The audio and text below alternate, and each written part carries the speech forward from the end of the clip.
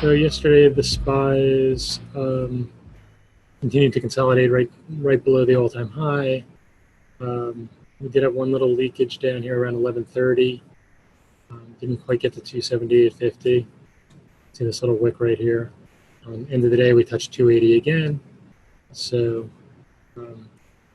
looks like no one is that determined to break through 280 yet. Although this is the lows are getting higher, obviously. Pre-market, yeah. This is after hours. We'll continue to watch here and see what kind of a break above 280 looks like. On the downside, this morning, if we get up here, I guess we do have the government shutting down probably, right? So if we spike up close to 280, it's probably a pretty good risk reward. Reminds me of like a month or couple months ago where I was shorted something in the morning and it ended up turning into like a $3 or $4 down move. And it's a similar setup. I mean, there's this news risk. We're at a level where you know the risk is very well defined. You short it up here above 75 cents, and then we get a quick down move below 79, and then they say they're not going to get this thing passed. Though it seems like it's going to play out later in the day, right after the market closes.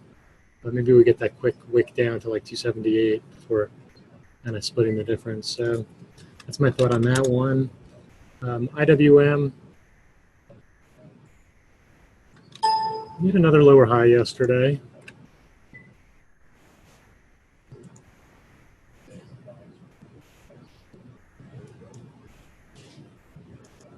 It's supporting right here above 156. This little area here.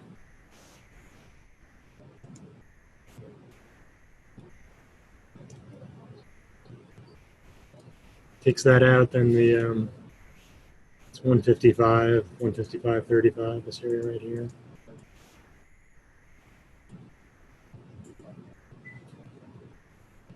All right, so not a lot of stuff. Similar to yesterday, there wasn't a lot of stuff in play, but it turned out that the three things we talked about were all pretty good.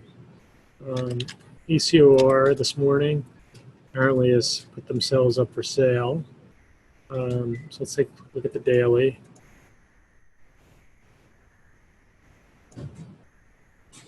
So really they've had some negative news catalysts in the last year. It went from 30 down to 15, from 28 down to 17. I guess in the biotech space, they've got some good drugs, and that's keeps them bouncing back. So based on the kind of the prices I saw quoted with analysts talking about it, that puts the potential takeover area not really much above 30. So when I see something like that, and I see a stock that is not doing that great, not in an uptrend, actually been going up and down for the last 10 years.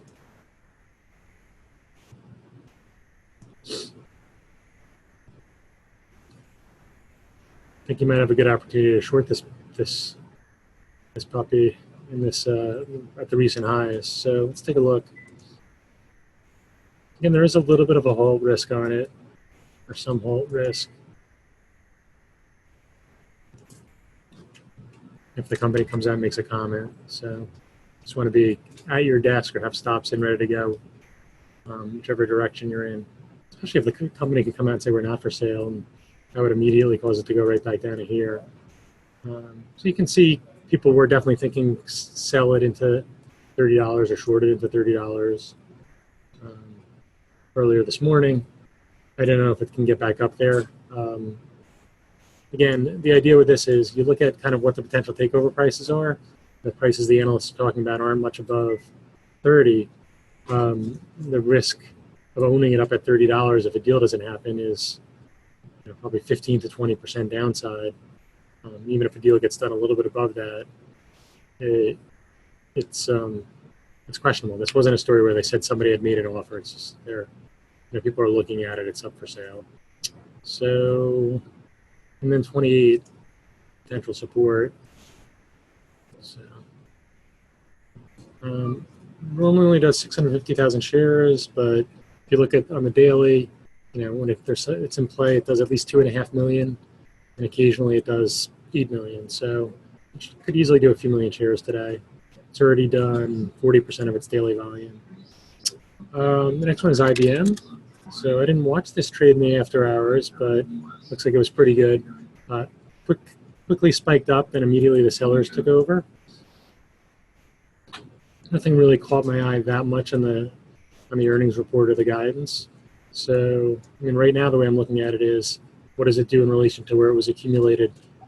It was accumulated about a week before earnings, around 163.5 down to 162.5. There was a couple of days here, and they bought it right into earnings, and they didn't raise guidance. You know, the revenue beat was pretty good, right? IBM never beats on revenue, but wasn't enough to get them to keep it from testing this area for the last few days. So if we look at it in the after hours, it overshot to the downside. There's clearly was buying going on here around 160, 170. Then they started to sell it here. And once it got back above 162.20 or so, they bid it right back up to 165. So if we come back in this morning, earlier this morning, it came down to 163. So it never, that's kind of where it broke out from yesterday.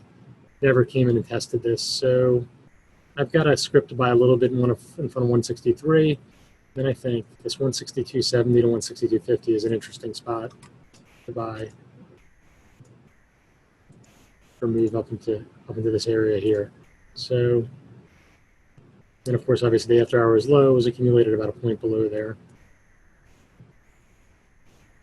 If it shoots up on the open to 165, I want to look for some failure here in this area right here.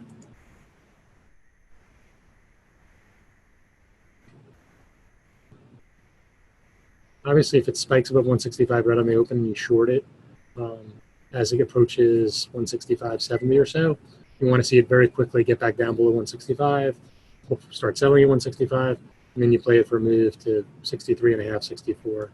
Normally trades 5 million shares, easily can trade 10 to 20 million shares today. Beware of whippiness on the open, but the whippiness can help us if it stays within this range I've kind of just outlined here. And then SQ, which we bought the other day in the 39s, caught an upgrade today with a 64 target. Here's the 30-minute.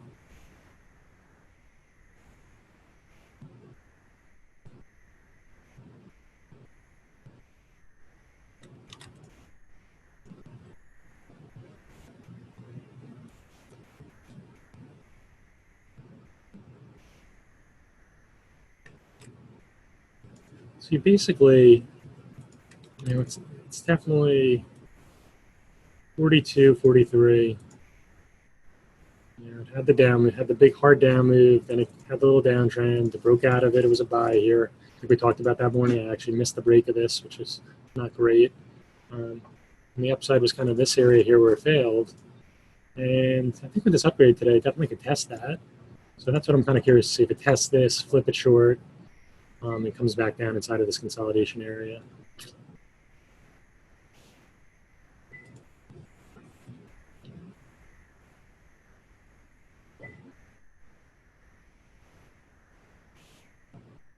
So it's topped out in the pre-market here at 42.70.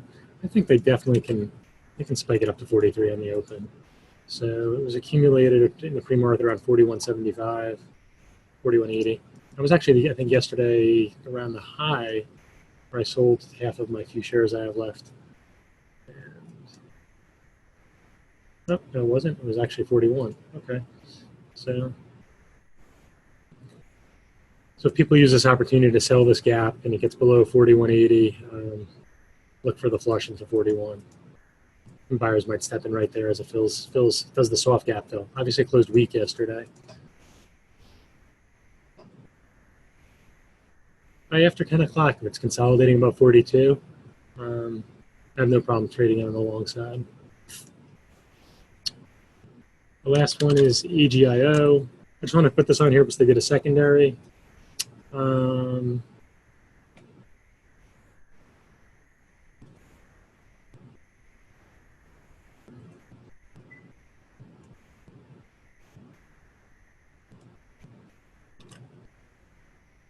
So this had run up to 76, so they announced the secondary. I think yesterday people weren't sure where it was going to be priced. It looked like pricing wasn't going to be great. And so they took it all the way down midday to 65. Pre-market, it's above the secondary price. I think even if it flushes below the secondary price today, we want to look for this thing to get back up to 69.70 probably. So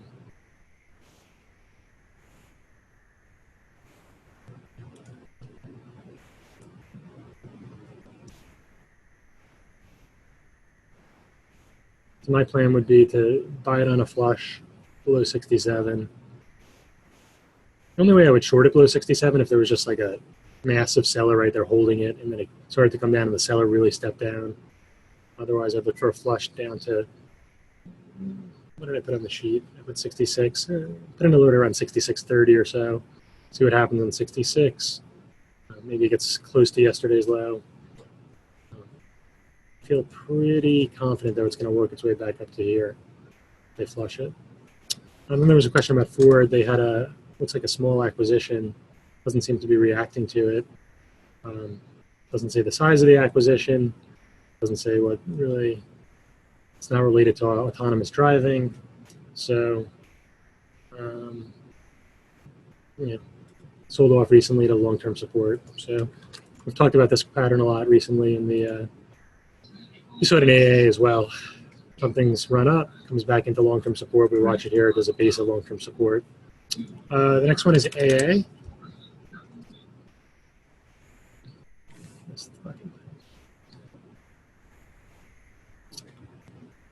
So AA shorted on the open yesterday, I think at 54, was it? 53.80, something like that. Yeah, 53.80. And quickly came down to pre-market support, flipped it long, went back up to 53. It was actually a really good trading stock on the open. So, I mean, look, it spiked up to around the pre-market resistance here. Was able to get short, was able to cover, get long. That's a lot of movement for AA. So again, if I trade it once a year, that's usually a lot. It doesn't usually move this much. But if you look at it the rest of the day, the sellers stepped down. It got below the morning low. So I'm sure people were looking at the short side, which that makes perfectly logical sense. It came into whatever this was here, the support that I drew from something prior. And it never really could, get any holds below 51.90. And eventually just came right back up to the morning resistance where it might have bounced the first time. So, I mean, I think the burden is really on the sellers still. It's got to hold below 51.80. If it does, then, I talked about yesterday's morning meeting, you look for the move back down to 50. So, I mean, I think that's a pretty clear, easy, clean trade. Gets below 51.80, traded on the short side for a move down to like 50, 50. If it consolidates above 53 today, certainly a move back to 54, and then ultimately, maybe it does get all the way back up to 55 and puts in, this becomes like the lower high, somewhere like here. Happy to play it either direction. ESIO, we had 26 as support on the sheet. It actually took that out pretty easily on the open. It caught a bit of 25. And I had 27.5 as resistance below. You probably heard me call it out in real time. I didn't take the short here. Obviously, that worked out extremely well. Came back up to 27, kind of where it really had this hard down move from. And then it caught bids at 26 for the rest of the day. So the middle of the day was accumulated above and below 26 for about 2 hours. And eventually tried to go back up. So if you bought into kind of when it stepped up here in this made sense. Then it was rejected and it came right back down to the breakout price. So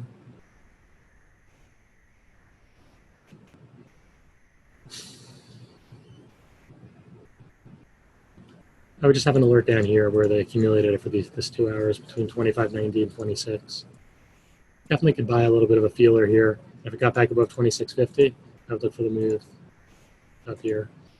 And then finally PTC, which treated me very well, shorted the rate on the open on the spike to 74.5, 75.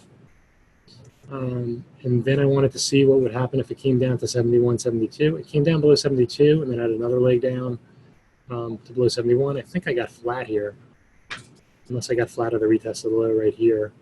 But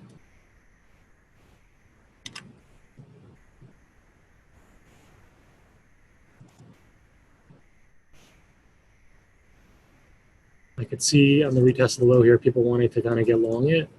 It's still holding it. It was holding a pretty big gap, but it never got back above 71.80. So 71.80, 72.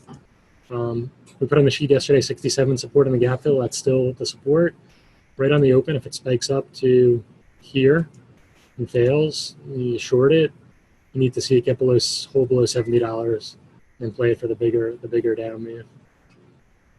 It was pretty widespread on the open yesterday, so I'd be careful right on the open. Now, after this initial down move, the 72, the spread got really tight and it was easy. So after 9:45, it's pretty low risk. Oh, symbol Ford. That makes more sense.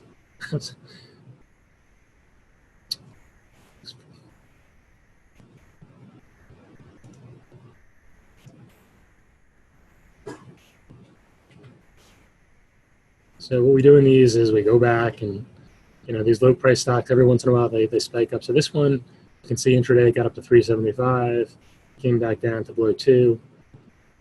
Go back further. So it's another junk stock. And the most common thing is when these spike, you can see they just get the big wicks.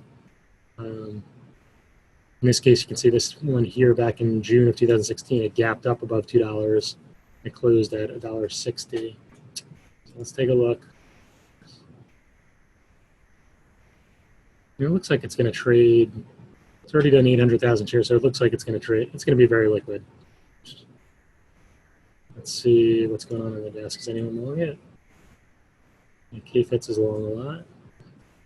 So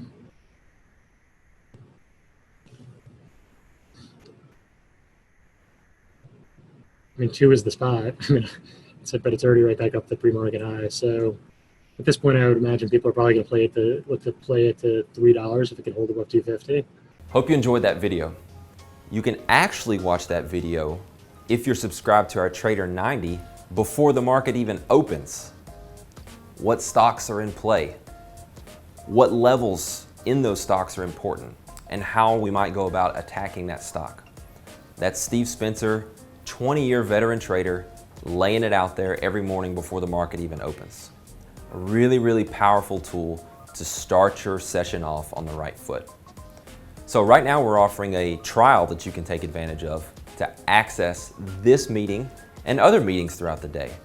We have a meeting at 11 a.m. Eastern where you can sit down with Mike Bellafiore and listen to him talk about what's going on during the morning session, what stocks were in play, what the best trade opportunities were, as well as maybe some things that we're looking at heading into the afternoon session. So I really encourage you to take advantage of that trial.